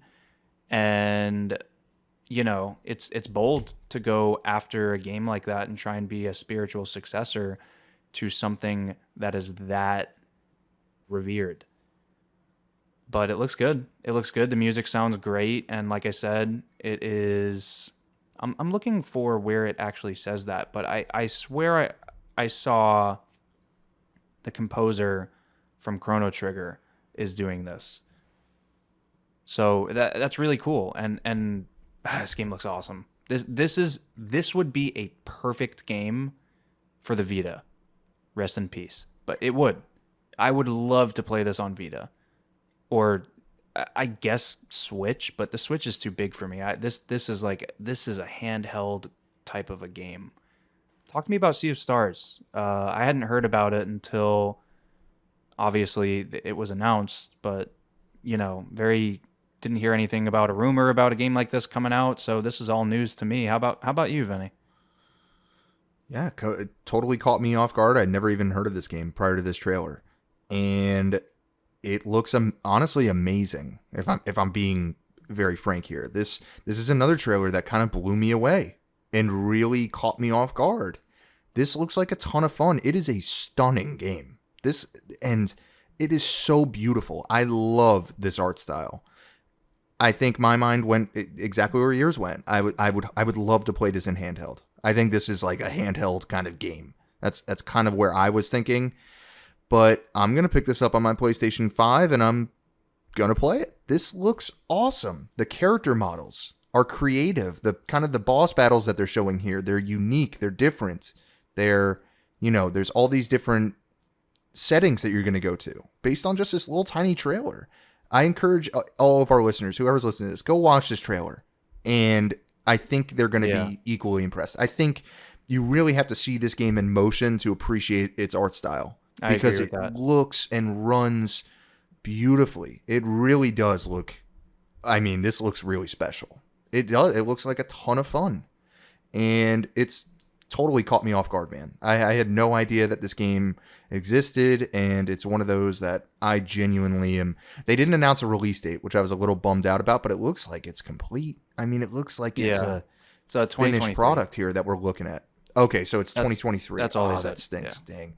Okay, I was hoping to play it this year, but they could take all the time that they want, obviously, and it seems like their time is well spent because this looks awesome. Genuinely, like, well, this looks like it could be like a 9 or 10. That's Yeah. like how impressed I was by the trailer. This doesn't look like an 8 or, a great game. This looks like it could be special. So totally off guard. Took me totally off guard, and I can't wait, man. This is one that's on my radar. I'm very happy you brought this game to our attention, and I encourage everybody that's listening to this, go watch the trailer because it looks stunning. It really does, and I don't think it's getting the publicity that it deserves. Yeah, go ahead. Do you know who made this or is developing this game? No, I'm not. It's who? the same developer of the Messenger. Have you played the Messenger? No, I've never played The Messenger. Okay, so the Messenger is a game that's inspired by Ninja Gaiden, like the NES Ninja Gaiden. And I actually just picked it up because it was on PlayStation Plus, and I was messing around in it, and it's you need to play it, man. I'm surprised you haven't played this because you love Shovel Knight, you love hard games, you like action-y platformers. This is so up your alley. Check out The Messenger. Literally when we're done with the podcast, I really think you got to check that out. But anyway, they did that game. It was based on Ninja Gaiden, and this game, same developer. This is based on Chrono Trigger, so they are making spiritual successors to all of these really beloved games. It's a really cool thing to see. I'm trying to Google who the developer is because I want to make sure we shout them out. Sabotage, right. Sabotage Studio.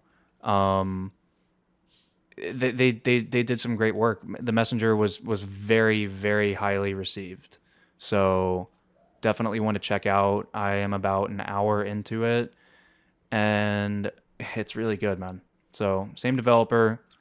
It looks like they're just getting even better and taking what they learned with the Messenger and using that to grow and catapult into a really powerhouse indie studio.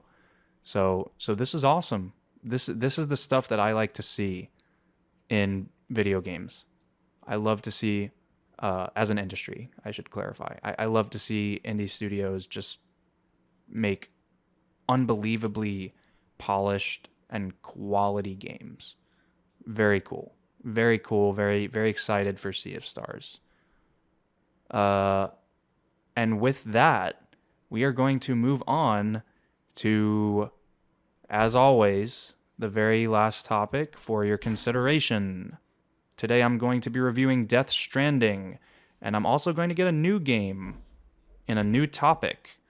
And the topic is anything from the new PlayStation Plus catalog. So, Vinny, let's start there. What game are you going to recommend that I play next? All right, Anthony. So I have an interesting one for you. Don't know how excited you're going to be to play this, but I think it's important to this podcast, for both of us to play this game, because this is a game that I'm currently playing right now that I had never played. And I think it's going to be a really interesting topic when we discuss it. You don't have to beat it. All I need is some impressions on it. So whether that's 2, 3, 4 hours, if it's longer, if the great game grabs you, great. If not, it is what it is. I'm going to give you Days Gone, the PlayStation 4 game that was released a few years back. It received a PlayStation 5 upgrade. And this game found new life on PC. And apparently it's out. People are saying it's outstanding. At least the PC port. And apparently the PlayStation 5 version is that PC port because it runs at 60 FPS. And go ahead. There's a PS5 version of the game? Or is it like optimized? it's optimized for the PlayStation 5. So game originally ran at, at 30 FPS on PlayStation 4. It's now running at 60 FPS on PlayStation 5. And I'm playing through it myself, and I don't want to give away, obviously, our discussion that we're going to have. I really like it. I'm surprised I had never played it, to be honest with you. And I think it'll be interesting for us to discuss why this game sort of found new life on the PC, because it's a huge PC game. Huge PC game. Well received. I don't know how I feel about this recommendation. It's not necessarily a game I'm like begging to like I really want to play. I'll check it out. I guess I have no choice, but I will. You don't have a choice. Sorry. I'm have very low expectations for it. It just looks like an open world Last of Us clone. That's all I get from it. But okay. Sounds cool to me. I will do my homework and report back to you. Okay, sweet. So let's dive into Death Stranding. I haven't given away anything. Every podcast will kind of talk a little bit about what we're playing, what our sort of mood is on the games that we're playing, and I haven't given anything away because I was saving it for this moment right now. Death Stranding is amazing. It's really, really good. It's not for everyone. It's definitely not for everyone. But it is the game of Kojima's that I've resonated with the most. I don't know why. I have no idea why. I've tried to get into Metal Gear Solid. I've tried to play, a number of the MGS games, and they never grabbed me. I don't know why. But Death Stranding, from the second I started playing, I think it's the atmosphere. I think it's the intrigue of the mystery of how the world came to be like this. But Kojima just has that secret sauce. I don't know what it is, but he's got that secret sauce. And this game is a perfect example of that. Because if you gave anybody else on planet Earth the assignment, okay, I need you to make a game where you are delivering packages, and that's the entire game. Who's going to make a game this good? It's unbelievable how fun it is, and it's so well thought out. For example, when you're walking around with a package on your back and you have to hold L2 and R2 to sort of steady yourself, that's not just like a random thing that they added. That is to make the game more engaging. That is very deliberately done to make you want to play this longer and keep your brain actively engaged. Because if you don't have that, then you're just holding up on the joystick and you're not doing anything.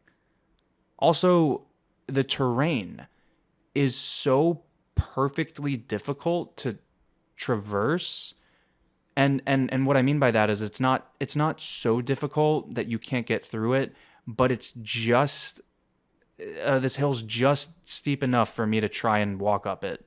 I only have one ladder left and I want to save it, so let me try and do this by foot. Let me go around. I know I'm going to get swept away by the river here, but I think that it's going to end and I'll be able to float over here. I'll lose the battery on my shoes. I mean, my exoskeleton, but I'll still be okay for everything else. There's always something going on. The baby starts crying, BB starts crying. You have to go to your pouch and start rocking him back to sleep. That is what is so brilliant about this game, is that it is a walking simulator that grabs your attention the entire time. How does it do it? I'm flabbergasted by this game, and it's taken too long for me to say this, so I'm just gonna say it right now. I haven't beaten it yet, okay?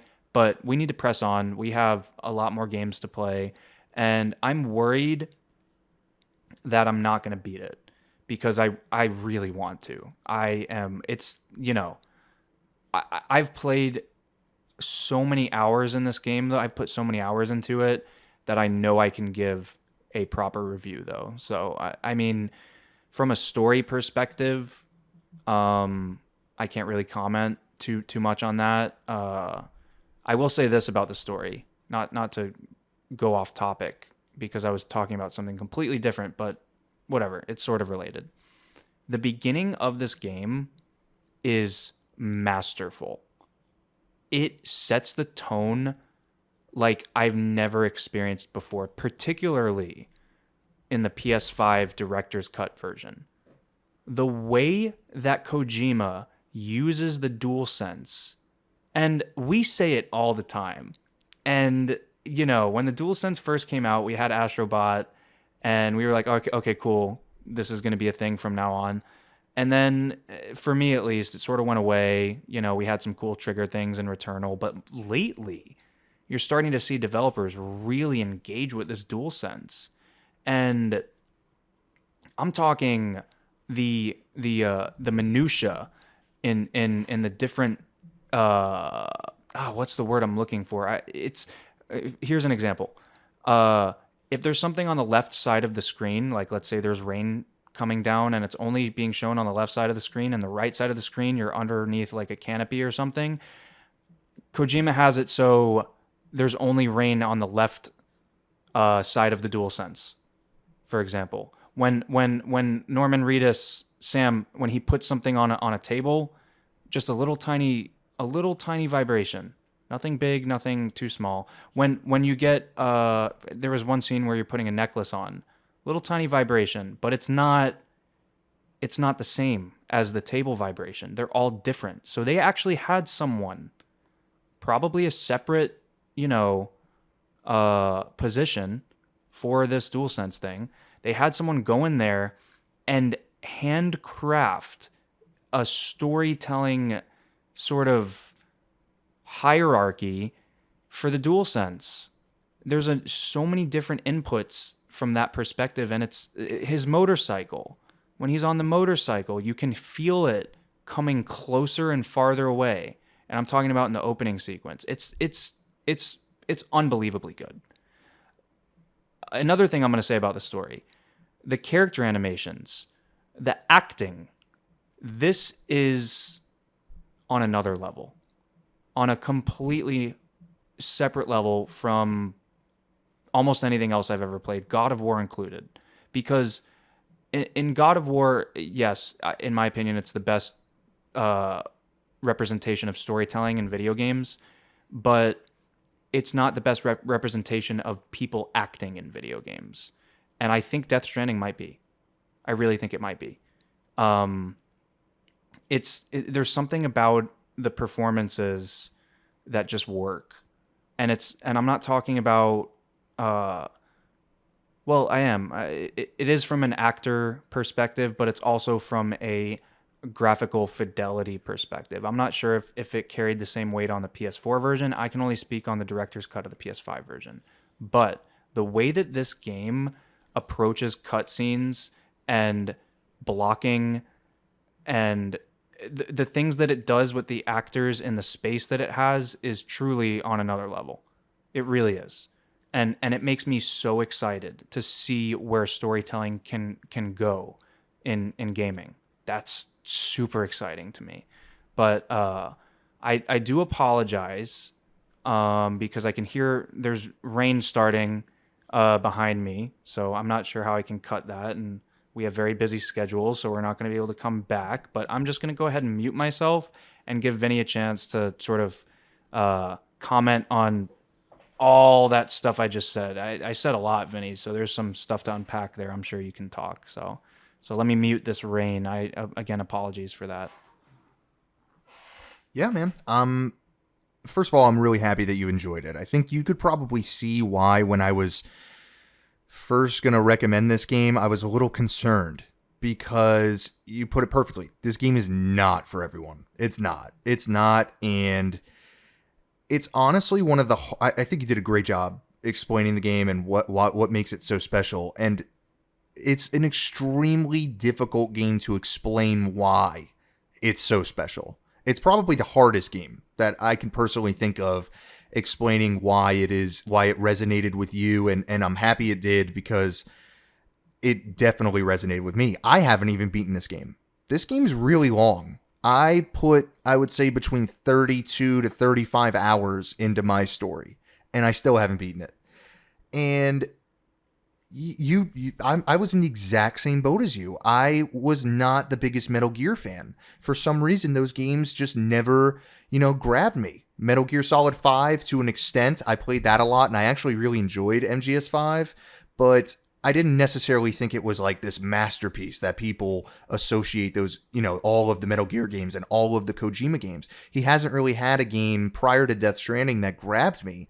And to be honest with you, when this game came out, it received mixed reviews. And I was a little bit upset because I had pre-ordered the game and I was really looking forward to it. But I'm sure you could agree with me. This game having mixed reviews is no surprise whatsoever. I think you're either going to enjoy it. It's one of those games where, exactly, you're on total opposite sides of the spectrum. You're either going to love this game or you're going to hate this game. You're going to think it's the most boring thing that you've ever really probably played in your whole life. I mean, it wouldn't surprise me. People probably say that all the time. But this game, to your point, was meant to be played on the PlayStation 5. It really was. And releasing alongside that subscription service is just a home run, because I'm very reluctant to recommend this game to people, because if you're going to spend $60, I can't sit here and say go spend $60 on Death Stranding, because it's just one of those games that you could spend it, you could buy the game and absolutely hate it. I could easily see that. I could also see you loving this game. So I'm very happy that it's on the subscription service, and I'm happy that it was kind of that. Not to say that For Your Consideration was the reason that you played it, because I know that's the reason why you played it, but you didn't have that sort of monetary hump that you had to get over, because I know you had said that before, that you just didn't want to spend that money on this game, right? That's exactly right. Yeah, and you don't want to spend, and it's such a hard sell, and that's why I go back to, it's so difficult to explain why this game is special. And I am so glad that you liked it. Such a bizarre story. Rebuilding America and delivering these packages. And like you said, there's layers to the gameplay. It kind of builds as you go throughout the game. You kind of unlock new equipment. And to your point, another point that you may have briefly touched on, the game is gorgeous. It is gorgeous. Oh my God, so beautiful. And it's to no surprise, because this game runs on the Guerrilla engine. This game runs on the same engine that Guerrilla used for Horizon Zero Dawn. So it's no surprise there. Yeah, there was actually a point where when Sony announced their partnership with Kojima, that Kojima was actually going from all these different Sony studios to try to get an engine for his game, and he settled on the Horizon Zero Dawn engine. So it kind of makes more sense as to why this game is so polished and so beautiful, because it's running on such an engine it's so gorgeous. Yeah, it is so beautiful. The character models look nothing like Horizon at all. No, they look better. They look better. They look way better. Like so Mm-hmm. much. Not that they look bad in Horizon. It's just this is something that you need to experience. They're so good. The voice acting, the way that the mouths move, syncing wise, it feels like you're watching a television show. It doesn't feel like you're playing a video game. We've almost gotten that where there's no comparable difference, and it's not Uncanny Valley either. So that blows my mind that it was on the Horizon engine. But go ahead. Yeah, no, and you're absolutely right. Yeah, it's a stunning game. Excellent motion capture that you really do feel like you're watching a movie at certain points, particularly during the cutscenes, which there's no cuts. That's another thing in a lot of these cutscenes. There's no, it runs very much like, and Metal Gear Solid 5 was like this as well. So I don't want to act like this is new for Kojima, but there are sequences and cutscenes that they don't really cut. very similar to God of War 2018, and it's awesome. It kind of keeps you engaged in those scenes. Another thing that I'll say, and I'm curious to see if you agree with me on this, there are certain segments of this game, and I know you're, 15, 14 hours in, 10, 14 hours in. No, I'm more than that. You're more than that? Okay, so you've definitely experienced this.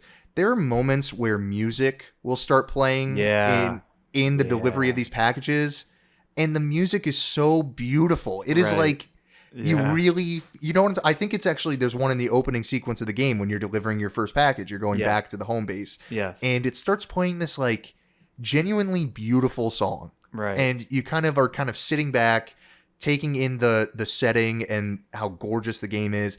And the soundtrack is so good.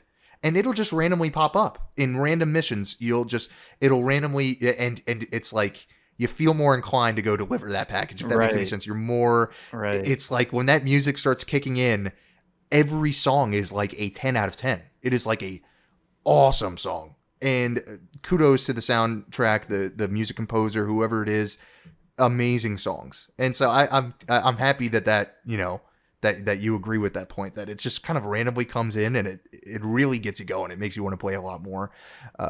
But yeah, man, I'm very happy that you liked it. And like I said before, now that it's on that subscription service, I can firmly recommend this to all of our viewers. Go play Death Stranding. Right. And if you hate it, don't blame me. But at least now I don't feel bad because you didn't spend $60 on it. So go out and play this game. It's really unlike anything that you've ever played, which I love. And that's becoming more and more a theme on our For Your Considerations, are these unique experiences. This is unlike anything I've ever played, and it's so bizarre. It has a charm to it, man, and it has that addictive hook to it, that addictive gameplay that keeps you coming back. And I'm happy you liked it. I'm a little surprised that you liked it. I'll be honest with you. I didn't know. Really? I was leaning in the direction that you weren't going to like this game. I'll be honest. I was like, I don't think he's going to like it, but I think it's important that he plays it. And it seems like we're going to get a sequel. That's where they're going right here, and I'm happy that they are, to be honest with you. But yeah, I'm looking forward to the sequel, man. I got to beat the first one still, but I'm very happy that you enjoyed it. I really am. I have to say this as well. The one thing that you told me when you recommended me this game was, you said, and it was right after I had started playing it a little. You said, I don't think it was on a podcast or anything. You were just talking. You said, "Oh, the game's so relaxing," and I'm sitting there trying to not get eaten alive by black tar monsters, and I'm like, what game is he talking about? Because yes, there are relaxing sections of the game with beautiful music and gorgeous vistas. My jaw drops when I'm the area I'm in right now is snow. You're starting to see snow for the first time, and I'm just in awe of these landscapes, and that's great. But you also have some of the tensest sequences that I've ever experienced, because you've been trying to deliver this package for 25 minutes. It's on your back. You have a baby crying, and then all of a sudden the game comes to a complete halt. Everything slows down. Your Odradek thing pops up and starts searching around, and you know that there are BTs near you. And I'm not going to lie, the first few times that happened, my heart was pumping because I didn't know what to expect. I didn't know what to expect at all. And you have to crouch, and you can hold your breath, and you can get through it. You can also just charge through if you want and run, and it doesn't usually go so well if you do that, but if you are very deliberate in getting through the BT sequences, you don't have to fight any bosses, you don't have to deal with any monsters, you just go. And that's usually the best decision. But to do that, it's a very tense, borderline scary experience, having to deal with these BTs, and then you see like an outline of one, and it almost has like a jump scare factor to it, because you don't, and not really like a jump scare. It's more like, you ever seen Midsummer? Not Midsummer. Yeah. The other one, Hereditary. Yeah. You know that Yeah. one scene where I think it's the grandma, she's like floating in the corner and it takes Yeah, everyone she's in the corner and you don't realize it. Yeah. Yeah, yeah. It takes a few seconds to see Yeah, it her. reminds me Yeah. of that. That the BTs remind me of that because you're just walking and you don't see anything and then out of nowhere you're like, "Holy shit, that thing's right there." And it's been right there. So and again, like this is sprinkled in. This is another question I had for you. But let me finish my point. This is all sprinkled in so expertly. The music comes in at the right times. The BT sequences come in at the right times. The little pop-ups, the message board sort of thing that you get on. I don't remember what your bracelet thing's called, but you'll get messages on your bracelet. The different varying landscapes that you come across all feels very directed, right? Like it feels very deliberately done. Now, my question to you is, does the original have that same deliberate, directed feeling? Is this the same game as the director's cut, or is the director's cut just the way that they're titling the PS5 upgrade? As far as I understand it, there are differences, but I don't know much about it. Do you? Yeah. I think the differences come in the gameplay, out from the gameplay elements more so than it's pretty much the same game on PlayStation 4, exact same. Obviously, you don't have that sort of DualSense feeling, but you're essentially playing the exact same game. The director's cut essentially added different ways to get by obstacles. They added weapons. They added essentially different gameplay elements, but not necessarily removing any sort of what you're referring to, like the directing element of it. That's present in the PlayStation 4 version. It's essentially the exact same game, but the director's cut gives you a little bit more tools to work with to get through certain scenarios. Well, I will say then it's incredibly impressive the way that Kojima, and that's why let's not get it twisted. That's why this game is as good as it is. It's because his thumbprint is on this game. He played this game. He said, "Okay, we need to add music right here." Or if he didn't, he had someone in line that he trusted with the utmost, respect to put these songs in specific areas. Oh, I just found a patch of land that's a little bit too easy to get to on the reverse trike. So let me add some gravel in this area because that's too easy and we can't have that. Let me make this hill a little bit steeper because this path is too easy. This path is too difficult. I guarantee you, Vinny, knowing the personality of Kojima, he played this game and played it and really deliberately thought about these things. I almost feel like he challenged himself. Like, can I make a game that is about a UPS delivery guy and make it fun and interesting and entertaining? It reminds me of, not to go too off topic, but the show Dexter. I heard an anecdote one time that show was actually pitched as a sort of, how can we make a serial killer likable? And that's sort of how they came up with Dexter. I wonder if Kojima didn't say something along those lines to himself. Like, I need to do something different. These Metal Gear games are stealth action-y. It's time for a change. What could I do that nobody's done that sounds boring and that I can make fun? There's no doubt in my mind that that's how Death Stranding was conceived. I really believe it. And what a bizarre story, though. I have no idea what the hell's going on. Yeah. But it's good. Very convoluted. It's good. It's not bad.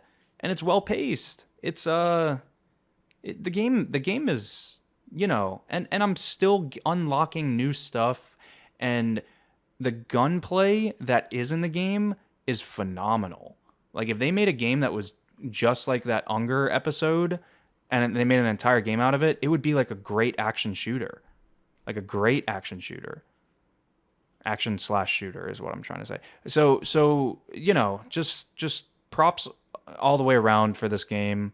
Um, the online elements are cool as well, and I was expecting not to like them, but you get this camaraderie when you come across you know, the different things that players leave around, and it never feels like cheating.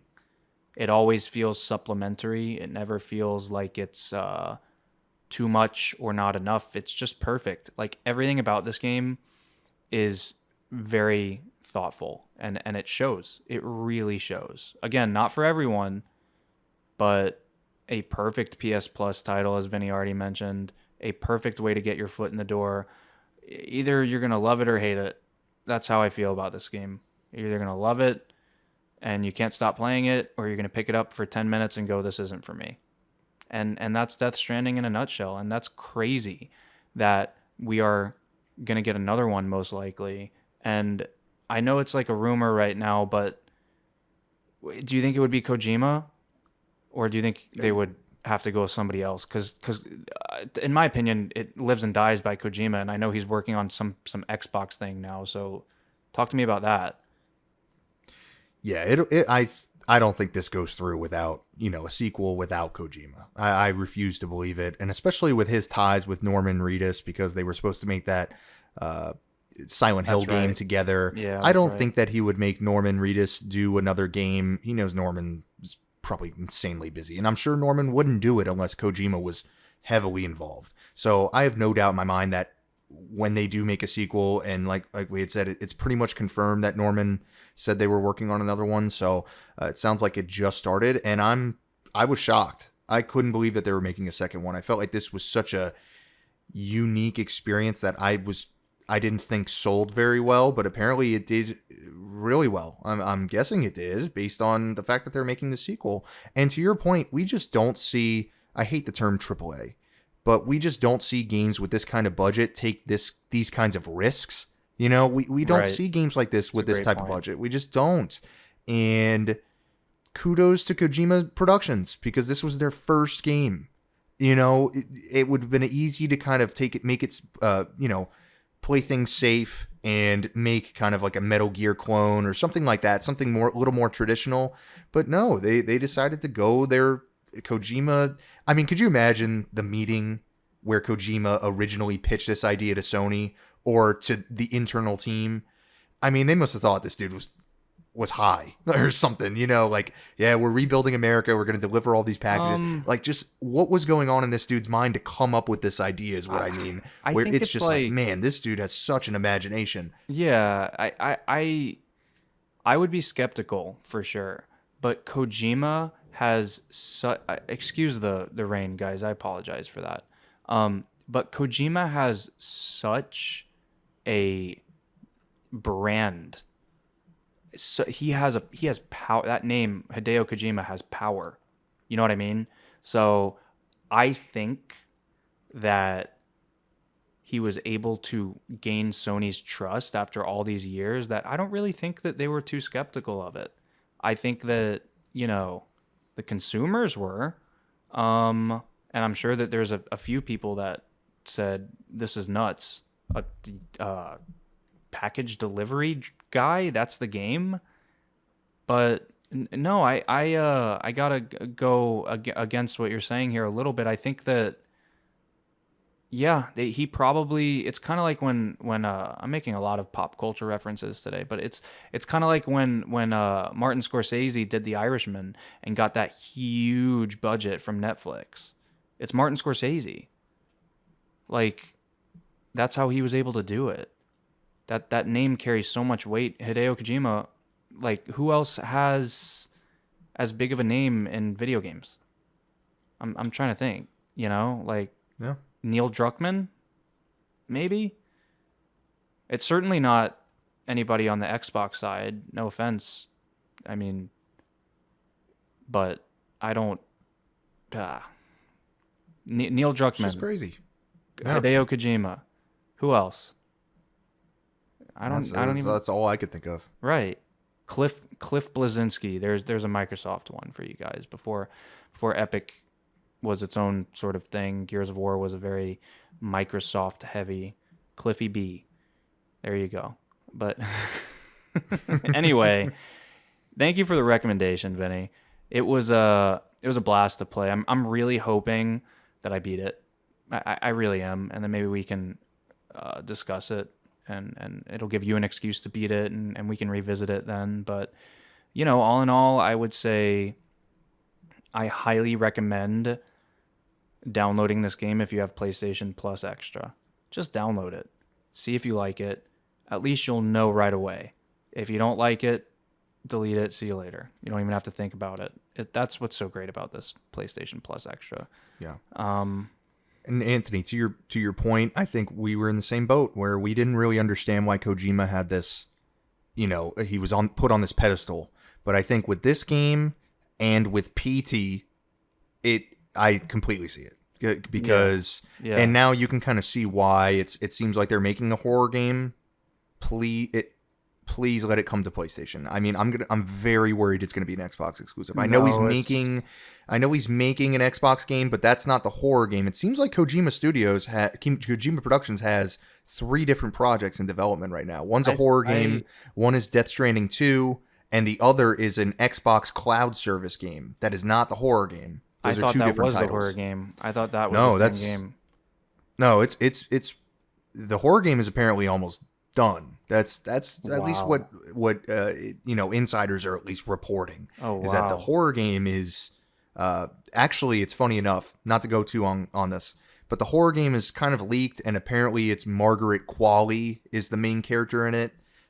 She's actually in Death Stranding. Yeah, she's Mama. She's mother or Mama, whatever. Mama.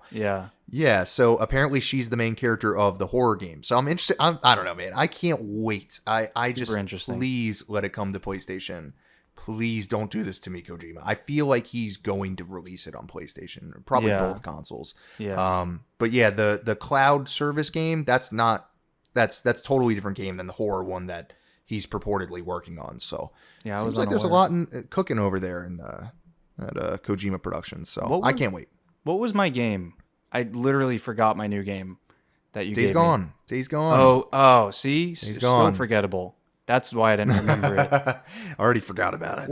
How are we ending these podcasts, man? Because I don't know how to sign off anymore. Are we going to do the video game thing? Let's try this one more time. Random game that you're in the mood for. You go first. I got to think. Random game that I'm in the mood for. Yeah, I do like that topic. I'm going to go with The Sims Bustin' Out. That's a GameCube game that came out probably about 20 years ago. I want to make my own house. You know what I'm talking about, Anthony? I think we had played that a little bit ago when we were kids. Exactly. I could go for some Sims Bustin' Out for those of you old-timers out there. Special game. I love The Sims. I hope they come out with a good Sims game. I can't compete with you on this. This is you're good. You're good at picking random games out of a hat. All right, give me a second here. Let me think really fast. Okay. I'm gonna go with waiting. I want to say something. I could do another one. I could do this all day. All right, do another one. Game that I'm craving. I got nothing. Another game that I'm craving. Army of Two. Do you remember Army of Two? I know that's like a super random game, but I could go for that too. So I could do this all day. I don't know what you're doing over there. Army of Two. I don't. Your games are so much better than mine. I'm gonna go with F-Zero-X. Do you know what that is? Ooh, no, I don't even know that game. That's an N64 racer that competed with Mario Kart. Oh my goodness.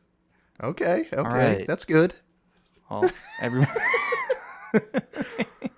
Vinny, let me know if you get to Army of Two, and everyone have a great rest of your day, night, whatever time you're listening to this, and we will see you next time on the PSBlue Podcast, episode 9, next week. Have a good one, guys. Bye, guys.